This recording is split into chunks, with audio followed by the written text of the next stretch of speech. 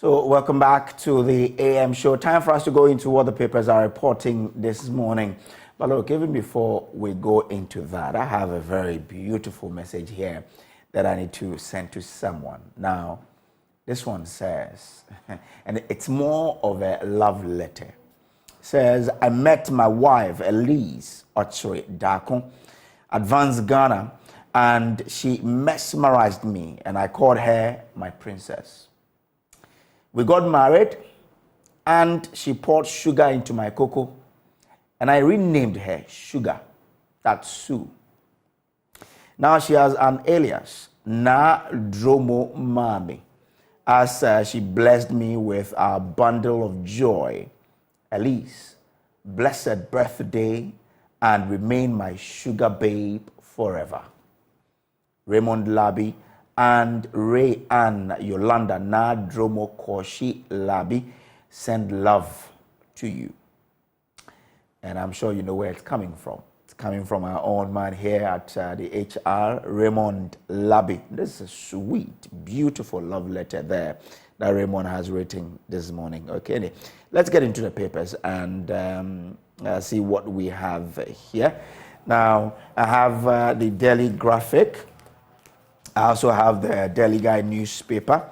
I have the Business Finder, and then the Meridian newspaper.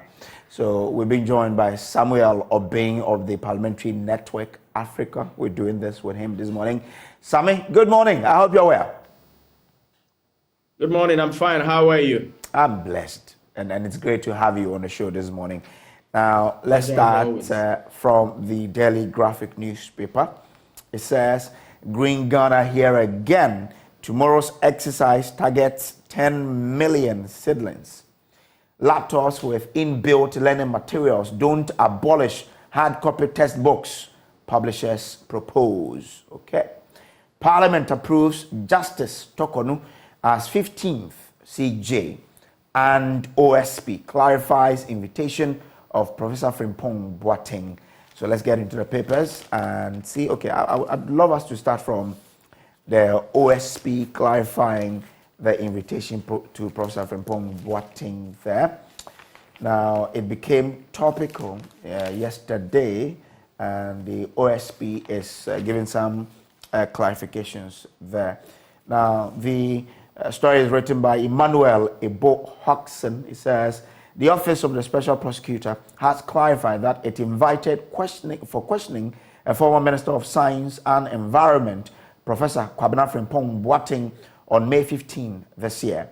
According to the OSP, the invitation was in connection with investigations into illegal mining and the activities of the Interministerial Committee on Illegal Mining, IMCIM, chaired by Professor Frimpong Boateng.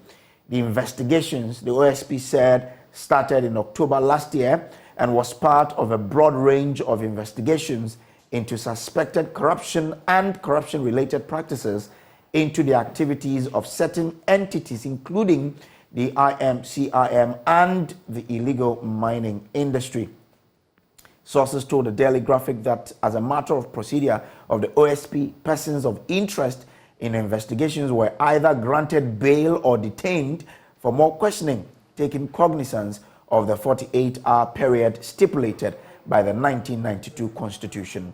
The sources said that after the interrogation on the same day, May 15, Professor Frimpong Boateng was granted self-recognizance bail in the sum of 2 million cedis.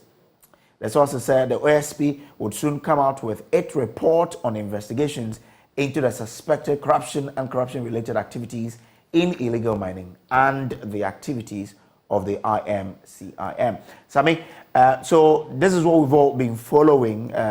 We were told of this arrest yesterday. We even went to his house to spoke to him on an array of issues. I'm sure you've been following as well. What do you make of this step taken by the OSP in respect to the activities of the IMCIM?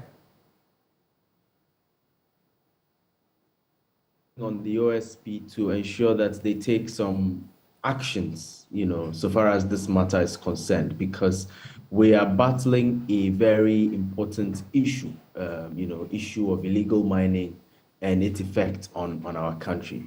And so, even since the Frimpong Boateng report, came out, all of us have been calling for some swift actions to be taken.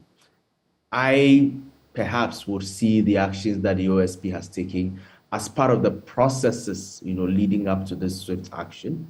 I know that bodies such as this would have standard procedure on how they go about things.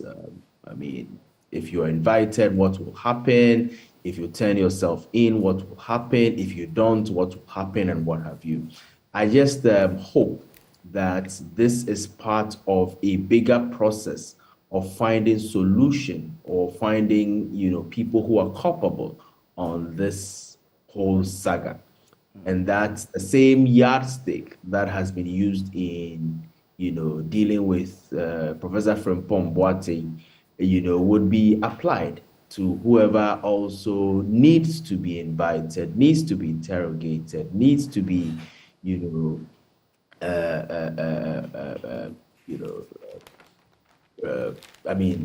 allowed to go back, needs to come back subsequently for further interrogations and what have you, irrespective of whoever that person is. And so we are watching very closely. I think that all Ghanaians, because this Galamsey matter affects all of us, whether you are in the media or in civil society or wherever you are, must have an interest in this matter. We must watch closely. And we look forward to the OSP doing the needful in ensuring that everybody that needs to come, every effort they need to put in place, every step they need to take to send the right signal that this is not something we will condone in our country going forward will be done.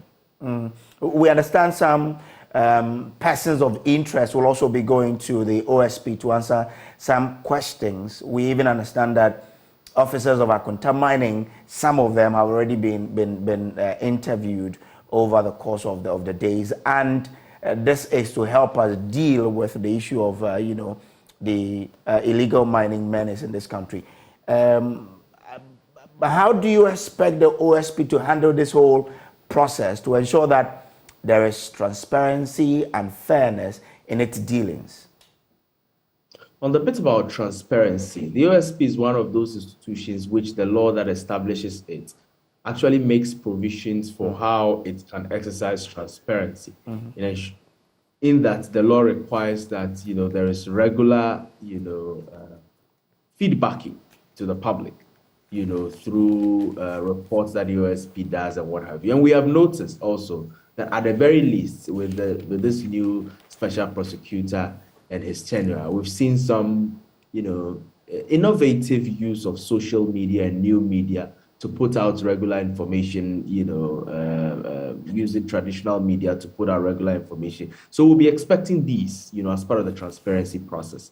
On the bit about fairness, I think that's the point that I made earlier, that, Professor Frimpong Boateng, you invite him, he comes, you take him through the processes. Whoever gets invited, whoever is named, whoever is the person of interest, when the people come, we should also see that the processes are playing out fairly. Whether the person is somebody influential in government, whether it is a former minister like Professor Frimpong Boateng who may no longer have influence in government, whether it is somebody who absolutely has no interest or influence in government, we must see all of these things playing out in a fair, consistent manner so that we know that the OSP is out for the job that it actually has mandate to do.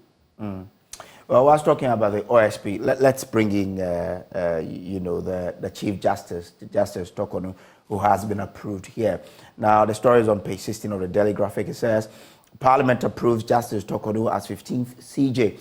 Now, Parliament has unanimously approved Justice Gertrude Araba Esabasaki Tokonu as 15th Chief Justice of Ghana. The overwhelming endorsement of Justice Tokonu by the lawmakers yesterday also made her the third female to occupy one of the nation's most prestigious offices after Theodora Wood and Sophia Akufo. Now, moving the motion for the approval of the nominee, the chairman of the Appointment Committee of Parliament, Joe Osei-Owusu, said the Chief Justice showed character, competence, and dexterity in the knowledge of the law during her vetting barely a fortnight ago. Quoting from the committee's report, the chairman, who doubles as the first deputy speaker of parliament, said she pledged to interpret the law without fear or favor if approved as the Chief Justice of the Republic of Ghana. Quote, the committee therefore recommends to the House to adopt its report and by consensus approve Chief Justice Gertrude Araba Esaba Saki Tokono as Chief Justice of the Republic of Ghana. End of quote, he said. Well, Parliament has been debating all of this, and their call is that they want her to be impartial and deliver justice. Some even saying that she should do better than her predecessor. What do you make of her appointment or her nomination and also conferment, as well as what you expect of what to do as a CJ? We can all add voices in congratulating Chief Justice Tokonu, on this elevation. All of us in our respective areas of work, we expect that we will do well, we will be recognized, we will be promoted, and we eventually may occupy the ultimate, And so in the judiciary, where she has committed many, many years of her life to, this is the ultimate. And we're happy for her. Parliament had done the needful. Constitutionally, they are required to approve of her. We heard of some of the issues leading up to this process.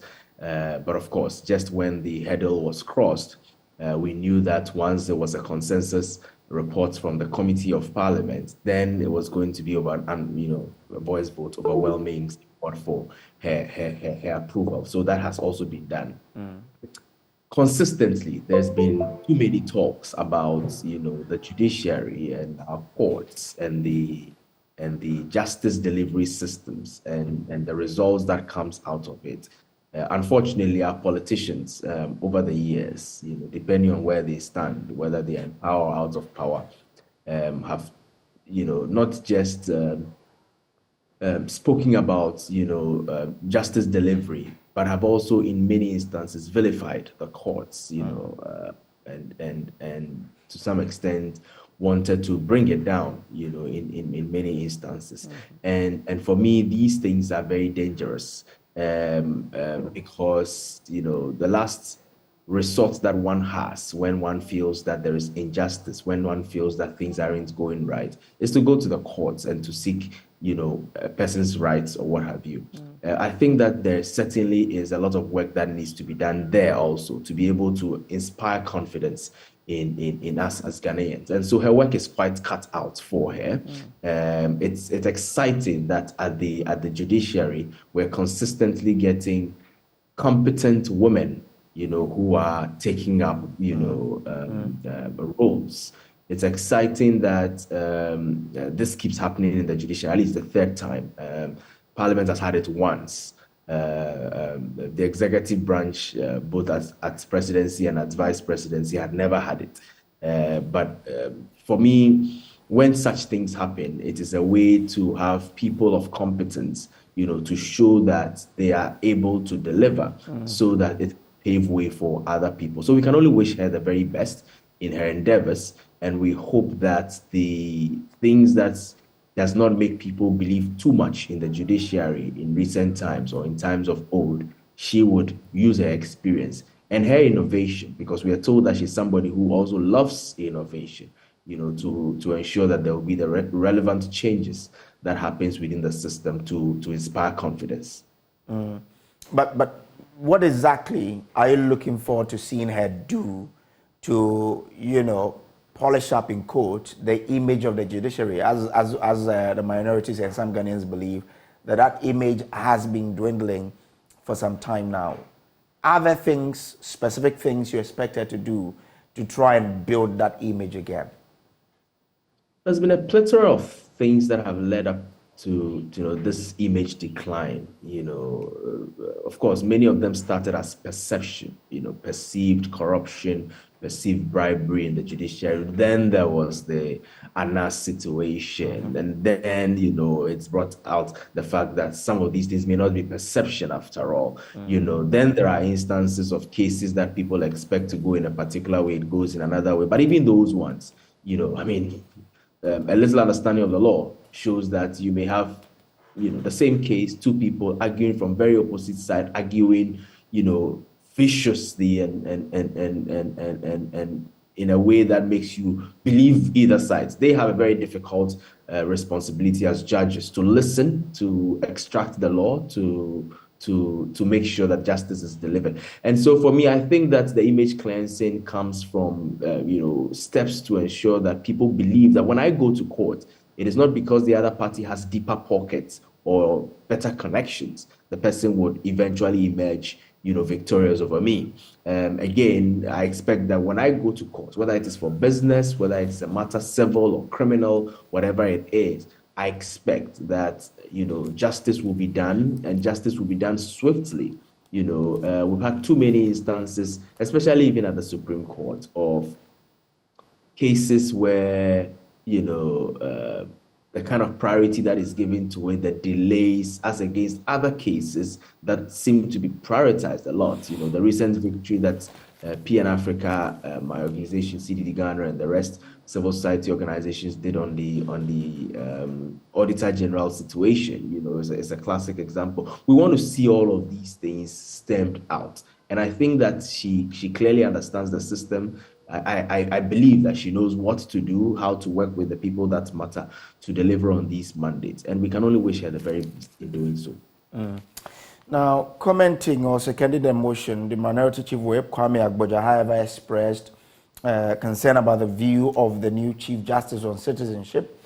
He said for her to insist during the vetting that birth certificate was not a proof of citizenship was worrying. Mr. Agboja pointed out that such a view could lead to miscarriage of justice to a number of Ghanaians, and therefore she must take steps to reverse it. Is this something you think, or anything the Chief Justice can do to reverse that, if that's her view? Well, Mr. Agboja expressed a lot of views also on the floor of Parliament yesterday, some very hard views.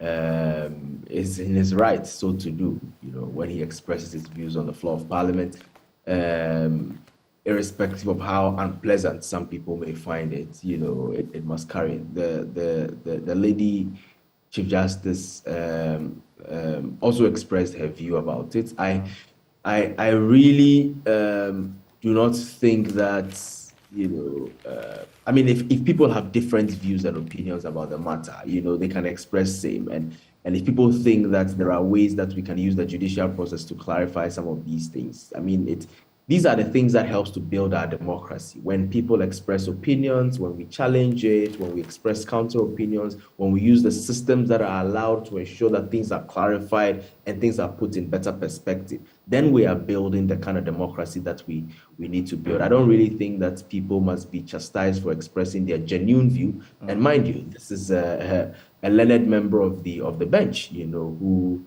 I'm sure that we all know is not a woman of straw. And so far as these legalese are concerned, can be better able to express. I don't have a position on the subject matter because I do not think that I have the requisite understanding, to know, to decipher, her personal view on this. But I think that there are better forums that can help us clarify this matter. Okay, all right. Let's move on to the Daily Guide newspaper now. And on the front page, Opening Records request ruling June 14. Minority attacks SC judges. Parliament confirms Justice Tokonu. Charles Opoku is Asen North MPP candidate, and KGL leads charge for diaspora inclusion. Those are the stories on the front page of the newspaper. Whilst talking about the Supreme Court, I guess just a brief on this. It says that the Minority Chief Whip governs Agboja yesterday took a swipe at the justices of the Supreme Court, claiming that their decisions do not make sense.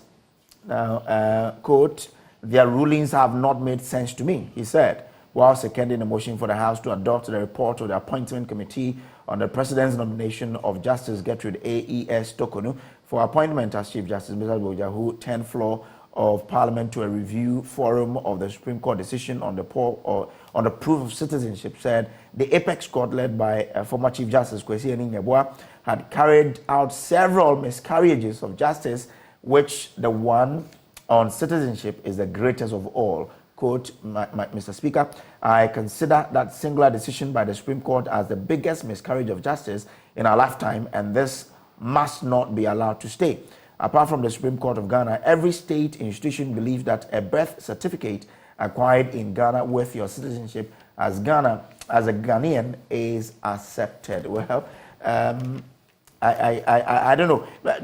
Do you have any view on this, especially when he's attacking the ruling in respect of the Mr. Jachi Kwesen as MP for Assin North? Well, fortunately for Mr. Agboja, and by way of education to our viewers, what members of parliament say on the floor of parliament, the constitution, their standing orders, grants them absolute freedom of expression on that floor of parliament, to the extent that, like the rule says, nothing they say on that floor of parliament can be held, against them outside. And so he had every right to, at least by the rules that plays out for a member of parliament, to express his views and express them quite, vociferously. For me, when our leaders have the opportunity to express themselves with the fora that constitutions, afford them, I think that it also must make them aware that we also, as citizens, by the constitutional rights and freedoms to expression and what have you, also can have very, very tough views and opinions that we will express in many instances. And people must understand it as within, our rights, so to do. And so we cannot fault him much for expressing his views. I think that the forum also allowed other members of parliament who had contrary view to also, express such contrary view. The jury is out there for the public to make an opinion. But when the law is a little clear on, who is eligible to stand to be elected for as member of parliament, and it says you shouldn't hold allegiance to any other country apart from Ghana, and the Supreme Court has interpreted that to mean that at the time of filing your nomination, you should not hold any allegiance. Is it not also miseducation of a sort for, people of that high repute to sort of say the Supreme Court was wrong? Oh, disagreeing with the court, I don't think it's a wrong thing. Disagreeing viciously with the court, I don't also think is a wrong thing. Of course, seeking to impugn ill motive to the court and its decisions and rulings is perhaps where there will be a problem. But people have the right to disagree with the courts, especially when they have views and opinions about this. Fortunately, for any member of Mr. Agboja's caucus or party, there is still an opportunity to be able to contest this particular decision of the court, to seek review of it. And for me, I think that we are building a democracy. And so some of these things are meant to happen. Some of these clarity to our constitution and what it means are meant to happen. We may not agree with the courts all the time, so far as these things are concerned, but so long as we do not also exercise our rights to review, then these things will hold as law and will be applicable in the future. I think that the thing that this Supreme Court case, the Jachi Kwesen case, as I may want to put it, helps us to do is that it helps to clarify very clearly, so that if I want to contest, I know at what point I must renounce my extra citizenship of another country. It provides some clarity that did not exist prior to this particular ruling. And for me, this is how we build a nation. Okay, all right. Now, the MPP has also elected Charles Opoku as their candidate in Assin North. We've heard of the development happening in there. What's your expectation of how this by-election will go, and what do you make of the last-minute sort of attempt to really bring developmental projects in the community? Government says, well, these are projects that started long ago. For example, the AstroTurfs that we saw didn't start yesterday. The roads didn't start yesterday. But people say, well, we've seen too much in this short time. Well, we all know that Asin North was going to be very, very, very keenly contested for many, many reasons. In fact, not just Asin North, any by-election that will take place in this eighth parliament dispensation. And we hope that we do not get unfortunate reasons why by-elections happen again, at least for the rest of the tenure of this eighth parliament. It will be keenly contested. And we'll have the two major political parties who have representation in parliament do anything and everything to ensure that they win a seat, maintain a seat, snatch a seat, or what have you. In Kumeru, at least we've learned that both of them, had to field candidates they thought, were popular, but both candidates did not have their votes in Kumeru. At least in recent times, we've learned those very interesting revelations. Here in Asin North, we're seeing how both candidates are taking what I may want to call a gamble, with Mr. Kwesi being presented by the NDC, with the MPP presenting somebody who we understand hails from the constituency and all of that, but also does not have a vote in the constituency. And all of those may, present campaigning messaging for either of them. So we expect it to be keen. We expect them to put in their all in ensuring that either the NDC retains it or the MPP snatches it, whichever way it goes. And particularly because of the dynamics of Asin North over the years, it promises to be quite interesting. The developmental projects that are happening, development is not a bad thing. In fact, we have noted that many of our compatriots now want to see democracy and interpret democracy or replace the word democracy with development. They want to see development happening. So democracy, development, playing out very, very clearly. However, when we are made to think or perceive that because our votes are wanted, needed, development is fast-tracked in a way that is not how the normal situation plays out, or when citizens seem to be taken for granted, or there is a perception of so doing happening in a particular space because of politics, because of elections, because of wanting to win elections and what have you, then it is a worrying situation. I just hope that genuinely these are projects that the government have actually listed as, prioritizing around this time for the people of Asin North. I hope that these developments and projects that have commenced or restarted or what have you will not end after June 27th, I think. And I hope that the people of Asin North will be genuinely receiving their quota of national development, all throughout the tenure of this government. But the people are wise, let's not take the Ghanaian voter for granted. I think that they can read through if really there is ill intention about this. And if there isn't, they can also read through. And the results, will be exciting. I look forward to seeing the results and being able to see what that means really to what the Ghanaian people perceive of some of these things. Okay. Now let's do the Business Finder newspaper. It says on the front page, let's unlock full potential of mining and energy to fuel local industrialization. That's according to the Minister Samuel Abu Jinapo. It comes with this picture. Now, CBG, DBG train over 400 SMEs. These are the stories on the front page. Now, if you go to page 4 of the Business Finder newspaper, it says government to maximize revenues from mining, oil and gas industry. Now, even though there is an expansion in the growth of revenues from Ghana's minerals and oil and gas sectors, government seeks to further maximize revenues from the extractives sector to meet its fiscal objectives. Minister of State at the Ministry of Finance, Dr. Mohammed Amin Adam, has stated government, Dr. Adam was reviewing the fiscal regimes governing the mining and oil and gas sectors to rake in more revenues. The minister, who was launching the 2020 report of the Ghana Extractive Industries Transparency Initiative, GATI, called on stakeholders in the mining and oil and gas industries to support government's bid to meet its fiscal obligations.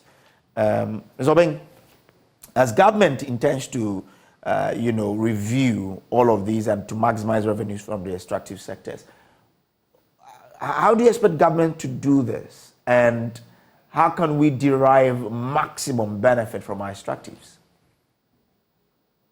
How can we derive maximum benefits from our extractives when there is maximum transparency in the things that happens within that extractive sector, when people of authority and power think about nation first before they do some of the things that they do in agreeing to some of these agreements that are within the space, when the corruption is minimized, when the illegalities are minimized, when the people living in those communities where these minerals, natural resources are extracted, are prioritized, in some of these decision making.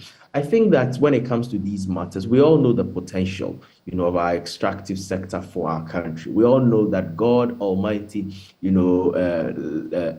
was not did not do us injustice. He provided us what we needed as a country to be able to develop. And we all know that it has taken us, the Ghanaian people in authority, all of us, conniving, unfortunately, to bring our country down in such bizarre manner when it comes to these issues. So I'm happy that the minister is saying this, but these things must be backed, by action of transparency, action of doing the right thing, action of putting country first when it comes to some of these things. The talks alone, the fine speeches alone have happened in the past. We've heard them many, many times. They must be backed by action. All right. So you feel that in the past we've not really done much from the extractives, right, in terms of transparency?